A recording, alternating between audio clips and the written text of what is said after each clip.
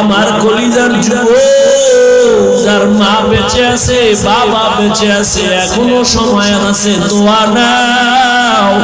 এই রত্ন হারাইয়া গেলে আর পাইবা না রে বাবা। ডানে বামে তাকাইয়া দেখো কত যুবকের চোখে পানি। তোমার আমার চোখে কেন পানি নাই? মাওলায় বুঝি গুনার কারণে বেজার। ওরে মা ঘরে থাকলে মাকে গিয়া দোয়া দিস রে যুবক। মাকে গিয়া বলিস ও মা, আমার কপাল বুঝি খারাপ।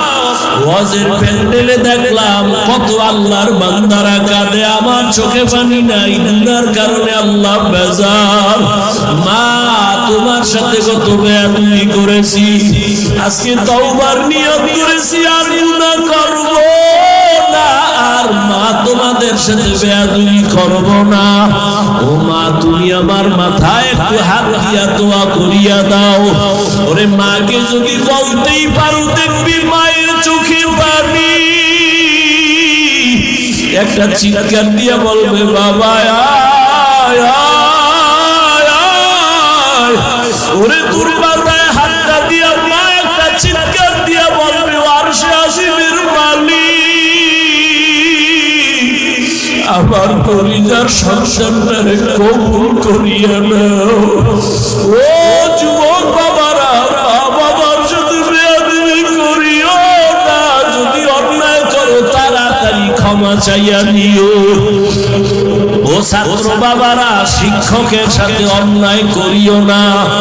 যদি অন্যায় করিয়া থাকো, ভুল হইয়া থাকলে ক্ষমা নিয়া নিও।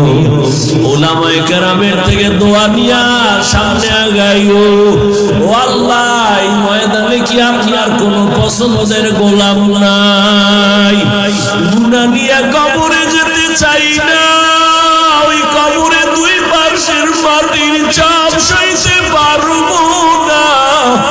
দুনিয়ায় সূর্যের গরম সহ্য করতে পারি না, জাহান্নামের আগুন কেমনে সহ্য করব?